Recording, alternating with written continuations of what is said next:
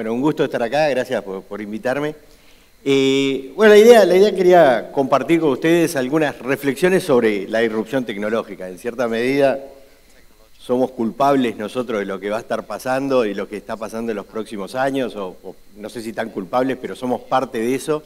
Y hay un montón de temas que creo que tenemos que ser conscientes que van a estar cambiando en la sociedad y las consecuencias que tiene, y un poco ir preparándonos para eso, en parte para comunicar más correctamente, en otros casos para tomar las precauciones nosotros que tenemos que tomar. Primero un disclaimer, la mayoría de las cosas que están acá no son pensamientos originales míos, creo que hoy es imposible tener un pensamiento original prácticamente, porque con todo lo que uno lee en Twitter y todas esas cosas, de alguna manera está contaminado por un montón de cosas. Un par de autores con los cuales, por suerte, tuve la oportunidad de tener charlas, con uno es Yuval Harari, que ya publicó 3 libros, estuvo en el Punta Meetup hace unos años, cuando todavía no era tan famoso. Después me pidieron, nosotros trajimos en su momento, trajimos gratis, digamos, porque nadie lo conocía. 2 años después, alguien me pidió traerlo a otra conferencia y me dijo que estaba un poco fuera del budget y estaba cobrando ahora $250.000 la charla, así que un poco le pegamos. Así que tuve la suerte, digamos, voy a compartir unos $40.000 de charla con él que tuve en 1 a 1. Y Nate Suárez, un profesor un PhD de Berkeley, que se ocupa de estudiar los riesgos de la inteligencia artificial y el tema de la ética en la inteligencia artificial. También estuvo por acá en Uruguay, estuvimos charlando bastante. Bueno, el otro día me pidieron que abra en un panel de ACTE sobre, digamos, era Uruguay 2030, no el Mundial, sino, digamos, cómo va a ser el futuro, el Uruguay en el 2030. Y entonces me puse a pensar y dije, bueno, son 12 años para adelante, faltan 12 años. Entonces lo primero que hacemos automáticamente es decir, imaginándonos el 2030, fui 12 años para atrás, a ver cómo era nuestra vida en el 2006. Y me encontré que el presidente era Vázquez, la oposición era Larrañaga y el director técnico era Tavares. Entonces dije, bueno, no cambió nada. Ahora, interesante que cuando uno lo mira desde el punto de vista de tecnología, por ejemplo, Uber no existía. Digamos, hoy Uber es parte de nuestro día, Uber recién arranca en el 2009, pero no existía Uber porque no existía el iPhone. Recién lanza en junio del 2007. O sea, 12 años para atrás, cuando teníamos a Tavares y Larrañaga, el iPhone no existía. No existía obviamente Airbnb, la que sí existía era Netflix. Pero ¿saben cómo era el streaming de Netflix? DVDs por correo. Recién en el año 2007 empieza el streaming de Netflix. O sea, uno mira para atrás y de verdad se da cuenta que en tecnología son como años perro, más o menos, ¿no? Digamos, valen 7 veces lo que son los años normales nuestros. Y bueno, eso no es secreto para nadie. Siempre estuvimos hablando del crecimiento exponencial, etc. Entonces, si miramos 12 años para adelante, incluso si proyectáramos los últimos 12 años hacia 12 años para adelante, todavía no existen las empresas que van a cambiar nuestra vida en el 2030. Digamos, las empresas que vamos a estar usando naturalmente en el 2030 todavía no se fundaron, pero además, si el crecimiento es exponencial, es mucho más fuerte que eso. O sea, no tenemos ni idea de lo que va a pasar. Entonces, bueno, así fue mi introducción del 2030, diciendo, muchachos, yo no sé lo que va a pasar, así que no. Mirando, por ejemplo, el tema de inteligencia artificial, en el año 97 era el gran evento que la computadora Big Blue de IBM le ganaba a Kasparov, por primera vez una computadora le ganaba a un maestro del ajedrez, ahí están las imágenes cuando pierde Kasparov.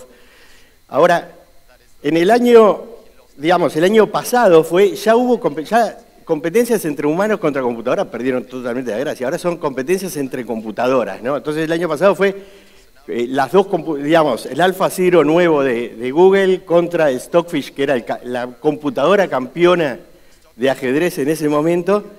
Gana AlphaZero y jugaron como 25 partidos, creo que empataron, digamos, 18 y 7 los ganó AlphaZero, no perdió ninguno.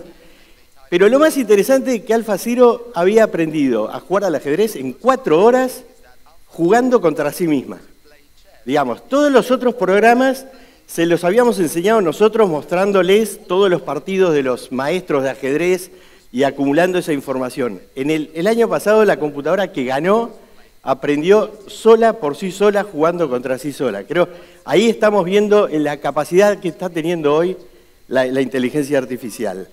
Incluso es interesante, ahora, cuando todavía hay torneos de humanos, ahora justo hay una final interesante, la manera que se verifica que no están siendo ayudados por una computadora es la creatividad de las jugadas. Ahora, no es lo que están pensando. Si la jugada es muy creativa, fue hecha por la computadora, no fue hecha por el humano. Digamos, los humanos de alguna manera tienen la escuela de cuáles son las jugadas típicas, cuáles son las clásicas, y las computadoras no, inventan jugadas. Entonces, a veces cuando nos preguntamos si la inteligencia artificial va a poder ser creativa, ahí tenemos un caso. En el ajedrez, la creatividad es de las computadoras. Obviamente, el tema de inteligencia artificial, uno de los impactos grandes que va a tener, obviamente, es el tema de los vehículos autónomos. Ya uno va a California, a otras ciudades, ya empieza, de pronto se cruza con un auto que lo ve así chiquito, así, y ve que no tiene a nadie, pero muy respetuoso de las leyes de tránsito. Ahora, ¿qué impacto va a tener eso? Por un lado tenemos, si uno mira la estadística, hoy mueren más de 1 millón de personas por año en accidentes de tránsito en el mundo. Y más de 20 millones de lesionados graves de alguna manera. Y además representan los accidentes de tránsito un 3% del PBI en la mayoría de los países. Digamos, obviamente al tener autos autónomos, esos índices deberían bajar. Puede haber casos aislados, como tuvimos el accidente con el Tesla y eso. Bueno, estamos recién a los inicios de la tecnología y vamos a poder. Ahora, eso además va a tener un impacto social importante. No solo es un tema cool tener un auto autónomo. Gente incapacitada va a poder tener libertad de moverse libremente simplemente llamando un auto y subiéndose a él. Los ancianos, los ciegos, un ciego va a poder ser independiente en el tema de moverse en un auto de un lado al otro. Digamos, hay un impacto social importante que va más allá de que sea cool y baje los accidentes. Digamos, un tema relevante para el Uruguay, por ejemplo, si tuviésemos autos autónomos, posiblemente podamos empezar a poblar, en verdad, un poco más el interior del país, digamos. Uno de los estudios que he visto, digamos, es el impacto que van a tener los autos autónomos. En un momento pensábamos todavía hay mucha gente que cree que va a tener, por ejemplo, ambientalmente un impacto muy positivo, porque en las ciudades grandes se pierde mucha energía, se contamina mucho y se gasta mucho combustible en el tema de buscar estacionamiento, digamos, las búsquedas y eso por tema de estacionamiento. Con los autos autónomos eso no se precisaría, vendría el auto, me deja acá en la Torre de Antel y se va a algún lado a estacionar tranquilamente al puerto y me viene a buscar cuando quiero. Pero después había un estudio que decía, desde el punto de vista antropológico, va a tener impacto negativo, porque si yo voy a tener un auto autónomo, en algún momento ni siquiera va a ser necesario que esté sentado frente al volante. Entonces, en verdad, posiblemente los autos, lo que se llama la categoría 5, no van a tener ni volante. Entonces voy a decir, bueno, capaz que aprovecho el tiempo y tengo una cama, o aprovecho el tiempo y tengo una oficina, o miro una serie de Netflix y voy recostado en un sofá, y ni me preocupo de eso. Ahora, eso va a llevar a que los autos cada vez sean más grandes, ¿sí? Y que a la gente le importe menos hacer el commuting. Entonces, si yo digo, si igual aprovecho el tiempo porque voy, digamos, trabajando en un escritorio mientras voy al trabajo, entonces la gente va a vivir más lejos de las ciudades y va a aumentar el consumo de combustible o de energía de alguna manera.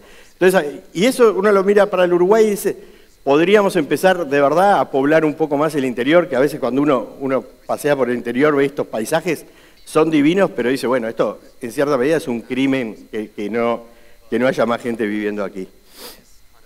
Obviamente cuando hablamos de autos autónomos tenemos aparecen casos de ética que son famosos, por ejemplo, este caso me imagino la mayoría de ustedes lo conoce, viene un auto autónomo y tiene de pronto un accidente, es inevitable y tiene dos opciones, o sigue derecho y mata a 2 señoras y 2 niños, o dobla a la izquierda y mata al pasajero, digamos.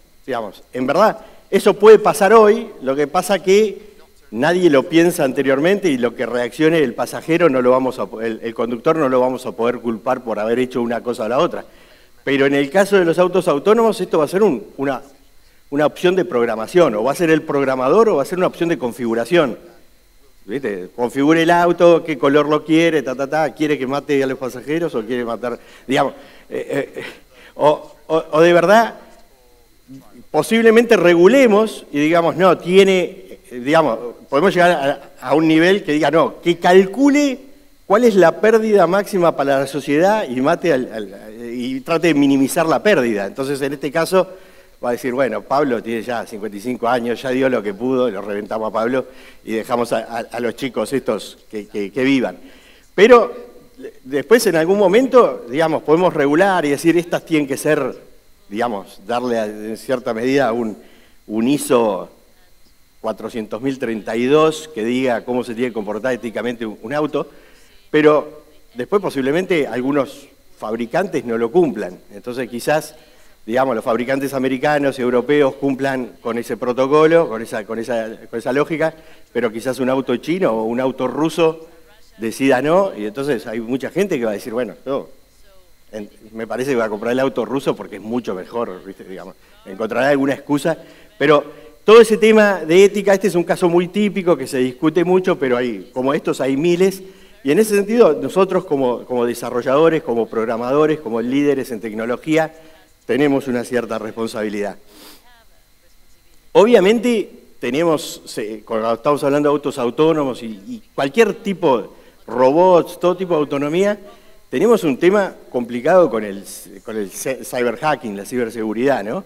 No es lo mismo que me hackeen la computadora cuando yo la estoy mirando y que estoy trabajando en la oficina, será un riesgo, será complicado, no sé qué. Otra cosa es que me hackeen el auto cuando estoy manejando, ¿no? Digamos, que de pronto estás manejando y te digan, pasame 5 bitcoins, si no te desactivo los frenos. Y vos ahí decís, pero ¿cómo carajo te mando los bitcoins desde el auto? ¿Viste? Ahora, digamos, pero en verdad hay ciertas cosas, ciertas situaciones que de verdad vamos a tener que ser mucho más conscientes en todos los temas de cybersecurity, porque los riesgos que estamos imponiendo son mucho más importantes. Ahora, por otro lado, tenemos el riesgo de lo que se llama el sorcerer's aprendiz, el aprendiz de mago, el aprendiz de brujo.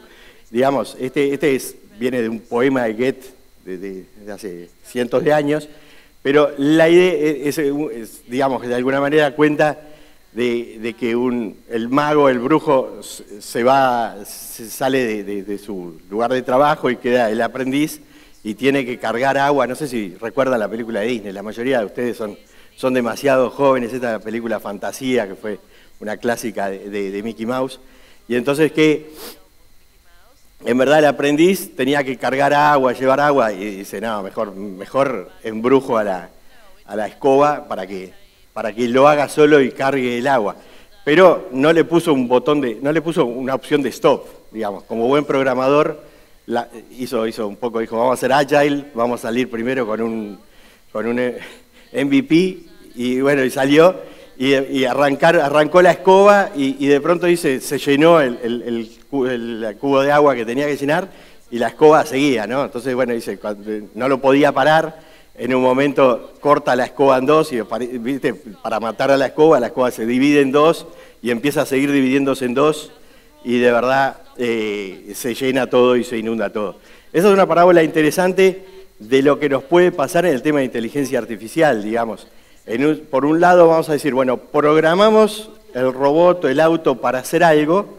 Ahora, yo digo, si le pongo un botón de abort, digamos, un control-C o alguna cosa de esas, posiblemente eso sea utilizado por los hackers para desactivar lo que estoy haciendo. Entonces, posiblemente no le ponga un botón de abort, digamos. Ahora, si no le pongo un botón de abort y hice algún bug y no puse unas condiciones de cómo terminar apropiadamente, posiblemente en el momento que quiera pararlo, no voy a tener ni yo mismo el control de cómo pararlo. Entonces, empiezan a haber un montón de cosas en juego que otra vez, nosotros como programadores de esta tecnología, que aunque hoy estemos haciendo cosas muy simples, o no, en temas de inteligencia artificial, en los próximos años vamos a estar haciendo cosas cada vez más y más complicadas y tenemos que tener en cuenta. Pasando a otro tema, bueno, tenemos el tema de Big Data, ¿no? Obviamente. Entonces acá viene esa parte de bueno, hoy de alguna manera todavía creemos que la mayoría de las decisiones que estamos tomando nosotros mismos, ¿no? Digamos, de acuerdo, de cierta manera, si alguien quiere estudiar, de alguna manera, elegir una carrera, de alguna manera siente que está tomando la elección por sí mismo, evidentemente no, tiene un montón de influencias de sus padres, de la sociedad y de todo, pero de alguna manera creemos que, bueno, nos informamos y tomamos una decisión. Lo mismo creemos que estamos eligiendo nosotros a nuestra pareja, que estamos nosotros, por ejemplo, eligiendo el auto que nos estamos comprando. Ahora, de a poco, cada vez más, digamos, estamos siendo influidos por todos los sistemas sociales y Big Data y todo, y de alguna manera, por ejemplo, nosotros, para comprar un auto, lo primero que hacemos es hacemos un research, y lo más probable que para ese research hagamos unas búsquedas en Google y en algunos sitios, y de alguna manera eso ya nos va nos va llevando hacia donde queremos. Entonces, en cierta medida, Google en algún momento va a dejar de ponernos propaganda de un BMW, sino que simplemente nos va a llevar a comprar el BMW con la información que nos va mostrando, digamos, o Google o cualquier otro, quien exista. Y eso, por ejemplo, ya lo vimos en el tema de las elecciones, digamos, famosas en Estados Unidos y en otros lugares, donde de alguna manera nos influye un montón de cosas que de herramientas tecnológicas que estamos usando, nos van influyendo para que de verdad no necesariamente estemos decidiendo nosotros, sino que esté decidiendo alguien por nosotros. Entonces, digamos, esto nos lleva a un tema de nuestra responsabilidad como programadores con los datos, ¿no? Digamos, en Europa este año salió el GDPR, que es Global Data Protection, whatever, y de verdad, por un lado uno dice, uy, qué dolor de quinotos, todo esa... me imagino que a ustedes les habrán llegado en una época, creo que fue junio, un montón de mails, autorizame a esto, ahí uno descubrió un montón de suscripciones que tenía que ni sabía que existían. Digamos, las multas que pone el GDPR, la verdad son multas muy importantes, digamos, que creo que la mínima son 4 millones de dólares y llegan hasta un 2% de la facturación. Digamos, las empresas por suerte... todas, porque en verdad refiere a ciudadanos europeos, no es empresas europeas, digamos, se lo están tomando en serio, y de verdad tiene unas ciertas cosas, que es usar los datos éticamente, usarlos solo para lo estrictamente necesario. Creo que ahí hay un tema que creo que estamos yendo en la dirección correcta. Evidentemente, hay ciertas cosas que yo quiero dar los datos porque voy a recibir un beneficio, pero usarlos solo para eso y no se usen para otra cosa. Desde nuestro punto de vista como programadores, primero hay que respetar el GDPR, porque como decía, las multas son, pero además, digamos, como buenos ciudadanos, tenemos que cuidar los datos celosamente, usarlos solo para lo que se quiere, se precisa, y mantenerlos siempre lo más anonimizados posible, digamos. Yo siempre digo, uno tiene que hacer privacidad by design, digamos, y diseñar ya con la privacidad en mente desde el principio. Y si tengo datos que de alguna manera pueden identificar a la persona, mantenerlos separados y no relacionados, digamos, porque ya me ha pasado a mí, por ejemplo, de ver bases de datos que se supone están anonimizadas, pero haces 1 más 2 más 3 y ya sabés quién es la persona. Entonces, tenemos que tener bastante cuidado en ese aspecto y es responsabilidad nuestra. Un último tema, otro tema interesante es el futuro del trabajo, ¿no? Digamos, se habla mucho, se está hablando muchísimo, tenemos el tema por ejemplo, digamos, un montón de casos, como puede ser, ya uno empieza a ver porteros, digamos, que se están reemplazando los porteros físicos por un portero virtual, digamos, ya hay empresas en Uruguay que están ofreciendo ese servicio y uno ya está viendo edificios donde hay una pantalla grande y hay un portero que de alguna manera me atiende y que está atendiendo simultáneamente varios edificios, digamos, para los que viven en un edificio y pagan gastos comunes, evidentemente esto tiene un impacto. Si yo quiero tener 24 horas un portero, estoy pagando 5 sueldos, digamos, esto tiene un significado. En el agro cada vez se precisa menos gente, digamos. Hoy los tractores en el agro son, digamos, ya hoy, digamos, en la charla esta que hicimos del 2030, hablaba Marcos Guigú, que es uno de los productores agro más importantes del país, y él decía que en verdad, donde antes tenía 15 personas trabajando, hoy lo maneja con 2 personas, y dice, el tractor es una tremenda, tiene una persona adentro, pero manejando una computadora, y dice, y tengo la persona adentro porque quiero, porque también lo podría manejar remotamente. Un tema interesante, si miran con detalle la foto acá, las manos, aparentemente son las manos de una mujer. Digamos, eso es un impacto interesante. En el agro hasta ahora era todo trabajo para hombres principalmente, porque exigía mucho esfuerzo físico.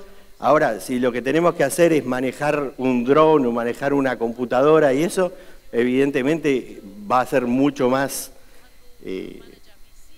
igualdad de género en el campo. Posiblemente eso, otra vez volviendo al tema, como hablábamos, de Uruguay, que de verdad debería poblar más el campo, puede ser una ventaja, un impacto interesante, pero evidentemente la tecnología en la que estamos trabajando, en general todos nosotros, va a crear una reducción importante del trabajo, ¿no? Entonces, y de verdad genera preocupación. Yo creo que a todos nosotros nos genera preocupación el futuro del trabajo. ¿Qué va a pasar? ¿Va a haber más desempleo? ¿Qué va a pasar con esa gente? Entonces, viste, a veces uno cuando se pone, y a veces dice, bueno, salgamos un poco de out of the box, ¿no? Como a veces tratamos para innovar, que decimos, tratemos de mirar el problema un poquito más desde otra perspectiva, una perspectiva más. La pregunta es, ¿es tan importante trabajar? Digamos, hoy es parte de nuestra cultura, parte de nuestra sociedad, que una persona de bien tiene que trabajar, pero quizás de verdad en algún futuro tengamos que entender que no pasa a ser tan importante. Digamos, Yuval Harari en el último libro habla mucho de lo que no tenemos que cuidar en inglés suena mejor, los human jobs, sino que lo que tenemos que cuidar es a los humans, digamos, saliendo otra vez. Cambiando la perspectiva, lo que nosotros queremos es el bienestar de los humanos como sociedad y no cuidar el trabajo de los humanos. Capaz que ahí tenemos un tema de perspectiva un poco complicado. Después viene la pregunta de ¿qué es trabajar? ¿No? Digamos, por ejemplo, cuidar a un niño, ¿es trabajar o no es trabajar? Digamos, si mi señora se queda en su casa y decide que quiere cuidar a su hija, ¿por qué ese es un trabajo menos importante que estar programando o ser una cajera en un supermercado, o cuidar a un anciano, o ni siquiera cuidar a un anciano, compartir tiempo con un anciano? Eso capaz que es un trabajo mucho más importante para la sociedad que estar trabajando de albañil o un enfermo, ¿no? Entonces son preguntas que creo que en algún momento como sociedad, no sé si dentro de 12 años, 2030, o dentro de 22 años, 2040, o en el 2050, en algún momento creo que nos vamos a tener que preguntar. Por ejemplo, yo me preguntaba, con todo este tema de los supermercados, los cajeros, las cajas automáticas en los supermercados, que si preguntás a la mayoría de gente, mucha gente que dice, no las uso porque no quiero que se quede sin trabajo la cajera. Me parece bien que alguno piense así, pero si nos ponemos a pensar, ¿qué genera más valor para la sociedad? ¿Que la tipa esté sentada frente a la caja 8 horas al día y demoremos todos haciendo cola, o que haya un cajero automático, sea más barato, la gente pase más rápido, la empresa tenga más rentabilidad y pague más impuestos, y esa misma señora quizás se pueda quedar en la casa cuidando a sus hijos? Si miramos la ecuación desde el punto de vista de valor a la sociedad, creo que vamos a decir, no, yo prefiero modernizar y automatizar los procesos. Pero obviamente tenemos que hacer un cambio cultural y reconocer que estamos contentos que esa persona esté haciendo eso y no esté como cajera. Porque la pregunta es, la pregunta que nos hacemos, debemos decir, nadie sueña con ser cajera en un supermercado. No es un trabajo que la gente diga, yo me muero por ser cajera en un supermercado. Y así son un montón de trabajos, simplemente lo hacen porque, tienen que cobrar un dinero, tienen que... Por ejemplo, una encuesta interesante, la hago así al público en general. Si les pagaran hoy el mismo y les prometieran de por vida el mismo sueldo que están cobrando hoy, ¿cuántos de ustedes se dedicarían a la educación? Levanten la mano. En serio, piénsenlo, les pagamos lo mismo, les prometimos que les pagamos lo mismo y se dedican a enseñar. Hay bastantes, digamos, en verdad, y no estamos todos de acuerdo que la educación es lo más importante. Entonces, y hay gente que quiere enseñar y educar. Por ejemplo, cuando yo vivía en Israel, había un programa que se llamaba Los Mejores a la Educación. Y el programa hacía justamente eso. Si vos te tenías que presentar, tenías que pasar un montón de exámenes, era muy difícil de ser admitido. Si eras admitido, pasabas a trabajar en la educación, sea como maestro, maestra, director, directora, en un colegio, en un liceo, en un jardín de infantes, y el gobierno se comprometía a seguirte pagando el mismo sueldo que estabas cobrando. Un día vino el CFO de la empresa y me renunció porque se iba a ese trabajo, se iba a eso. ¿Viste? Yo me quería matar. El CFO, el loco tenía una carrera brillante, ¿viste? Y era un genio. Y el loco me dice, ¿sabes lo que pasa, Pablo? Yo siempre quise enseñar. Dice, mi vocación es enseñar. Yo no me gusta, hago esto porque me pagan y es el trabajo. Pero entonces, el tipo, lo peor de todo es que se presentó al programa y lo rechazaron. Digamos, se quería matar. Digamos, después, pero se presentó de vuelta y consiguió que lo acepten. Y el tipo, esto fue hace 20 y pico de años, el tipo hoy es sigue siendo director de un secundario. Y está feliz de la vida porque hace lo que él quería hacer, digamos. Entonces, en ese sentido, hay un montón de cosas que podríamos, ¿viste? A veces la gente dice, bueno, pero si la gente no va a trabajar, ¿qué va a hacer? Entonces hay un montón de cosas que podríamos empezar a considerar como trabajo, que puede ser, yo qué sé, jugar al fútbol, digamos. En verdad ya lo hacemos, hay unos pocos bendecidos que pueden jugar al fútbol y reciben un sueldo, digamos. Y los otros, ¿y por qué reciben un sueldo? Porque todo lo demás lo miramos el partido, digamos, por un tema de que, ahora, capaz que el fútbol amateur también podría atraer gente que lo mire, digamos, si no hubiese el tema de ese comercial, podría haber gente que se dedique a jugar al fútbol y lo haga, digamos. O pongámosle otro caso, yo qué sé, alguien que le gusta correr maratones y entrena todo el tiempo para correr una maratón. En verdad está haciendo un esfuerzo, un sacrificio mucho mayor que si estuviese haciendo un trabajo de oficinista y de verdad no tiene nada de malo. Simplemente eso consideramos que no es trabajo y el ser oficinista consideramos que sí, o cantar en un coro, o algunos artistas, o incluso un poco yendo a nosotros mismos. ¿Cuántos de ustedes, si les pagaran lo mismo, preferirían estar programando lo que ustedes quieren, y aunque no los obligaran a programar? Digamos, alguien le dice, miren, ¿saben lo que? Se pueden jubilar ahora, les seguimos pagando el mismo sueldo que les está pagando XXX, la compañía que sea, y hagan lo que quieran. Y capaz que, digamos, los primeros días van a la playa, juegan al tenis, juegan al fútbol, y en algún momento se van a poner a programar. Y se van a poner a programar las cosas que a ustedes les gustan y las cosas que ustedes crean que tienen más impacto y necesariamente capaz que a la larga terminaría siendo más productivo para la sociedad. O, por ejemplo, hay gente que ya, como ya digo, hay gente que ya está haciendo eso. Cuando tenemos investigadores en una universidad, de alguna manera tomaron la opción de profundizar en su conocimiento, digamos, y está bien visto y bien respetado en vez de estar trabajando por un sueldo. Por ejemplo, un caso interesante es Twitch. Supongo que muchos conocen la plataforma Twitch. La plataforma Twitch es una plataforma que la gente entra para mirar a otros jugar juegos, digamos, juegos de consola y eso. Y de verdad tiene hoy más usuarios simultáneos que Netflix, digamos. Promedio tiene 1 millón de usuarios conectados.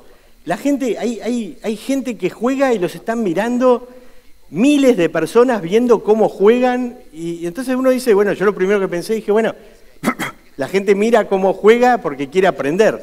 Y dice, no, me juega porque de verdad es súper divertido. Ahora, si uno lo mira, no tiene mucha diferencia con ver un partido de fútbol, digamos. Ves otro tipo haciendo lo que tiene destrezas y lo disfrutás. ¿Por qué no podés ver a alguien que tiene destrezas jugando al FIFA 2018? La otra vez, por ejemplo, yo entré a la sala VIP en el aeropuerto y a lo lejos había una pantalla, había un partido de fútbol. Entonces, ¿viste? No sé qué, Barcelona contra otro cuadro. De pronto miro y me parece ver a Messi de los dos lados, ¿no? Y yo soy medio chicato, ¿viste? Estaba sentado, ¿viste? Al final dije, me tengo que parar y ver lo que es esto. Cuando me acerco, era juego de videoconsola pasándolo en ESPN. Y después te mostraban a los tipos con los controles. Era un partido, un campeonato mundial de fútbol, de FIFA no sé cuánto, que lo estaban transmitiendo en ESPN. Y la verdad que si uno se piensa, no es tan diferente a ver un partido de fútbol normal. Como decía, estoy viendo gente que tiene destrezas en ciertas habilidades. Eso nos lleva entonces, bueno, si eso va a ser así, digamos, hay mucha discusión hoy en el mundo en el tema de lo que se llama UBI, Universal Basic Income. Me imagino que muchos de ustedes lo habrán escuchado. Que la idea es, bueno, viene mucho, la gente de tecnología de Silicon Valley lo está empujando, el tema pasa mucho por decir, bueno, si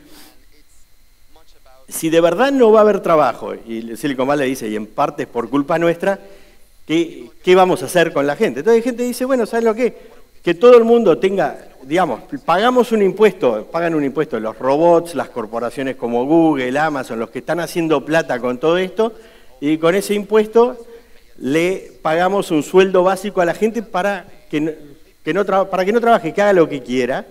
Entonces algunos van a decir, oh, Pablo está con los planes sociales de vuelta. No, en verdad la diferencia es que acá se dice, se le paga lo mismo a todos, trabaje o no trabaje. Entonces, con eso la gente tiene un ingreso básico, puede tener la vida que quiere, el que quiere trabajar, trabaja y recibe más sueldo y tiene un mejor nivel de vida, el que quiere jugar al fútbol, que juega al fútbol, el que quiere correr maratón, corra maratón, el que quiera pintar, que pinte y sea feliz haciendo lo que sea. Es verdad, es un concepto interesante, ¿no? Entonces, y hay gente que dice, bueno, pero si para darles plata para que gasten en lo que quieran, ¿por qué no hacemos lo que sería Universal Basic Services? Saquemos la plata de por medio, que la gente haga lo que quiera y que reciba todos los servicios básicos gratis, que reciba la comida gratis, que reciba la salud gratis, que reciba la educación gratis. Entonces es interesante, volvemos a la utopía del comunismo, desde el lado de Silicon Valley, desde el lado de la tecnología llegamos al comunismo, cada uno aporte lo que quiera y todos reciben lo que puedan. Interesante, es un comunismo sin lucha de clases y sin la clase obrera, digamos, ¿verdad? Les complicamos la vida al comunismo, ¿no? Dejar de tener las masas obreras, dejar de tener la lucha de clases, pero el objetivo podría ser el mismo. Entonces, se viene esa discusión, hay gente hablando de VI, hay gente hablando de VS. Ahora, uno cuando se pregunta dice, bueno, suena bien. La verdad, al principio cuando escuché la primera vez VI, primero dije, esto es una bobada. Después lo empecé a profundizar y dije, bueno, esto tiene sentido. Se han hecho algunas pruebas, hubo un plebiscito hace un par de años en Suiza que perdió. Hubo unas pruebas en Finlandia o en Noruega que después se desactivaron. Se están haciendo bastantes pruebas en África, en India, en lugares esos donde de verdad con poca plata podés de verdad ver el impacto, porque si tenés que darle a la gente suficiente plata para que no sienta la necesidad de trabajar para poder entender cómo va a ser su vida, porque si le das algo mínimo, igual tiene que trabajar, no cumplimos con el objetivo. Entonces, se están haciendo.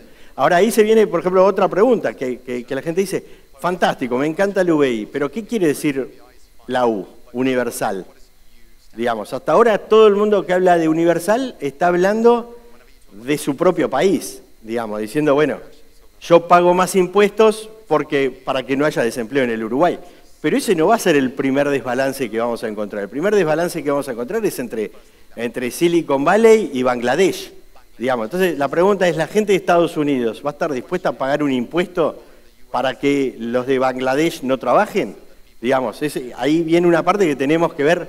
Cuando hablamos de estas cosas, los impactos son tan globales que tenemos que mirarlo de forma universal. Hoy los plebiscitos son, si Suiza lo hace, la verdad, los suizos, es un bollo entre los suizos, ¿viste? Que se arregle, digamos, no tienen tanto problema, pero ¿por qué no lo hace Suiza con Nepal, ¿viste? Que entre los dos un VI, ahí sería bastante más difícil. Y la otra es, ¿qué quiere decir el basic? ¿No? ¿Qué quiere decir basic services? ¿Qué quiere decir basic income? ¿Cuánto es básico, digamos? ¿Verdad? ¿Comer sushi entra dentro de lo básico o no entra dentro de lo básico?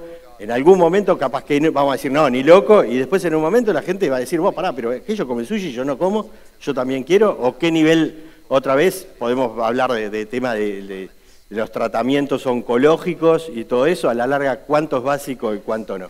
Entonces, ahí hay toda una temática que está hoy planteada, hay muchas discusiones, y como decía, desde Silicon Valley hay muchas discusiones en esto, en cierta medida porque sienten que son parte del problema y quieren convertirse en parte de la solución.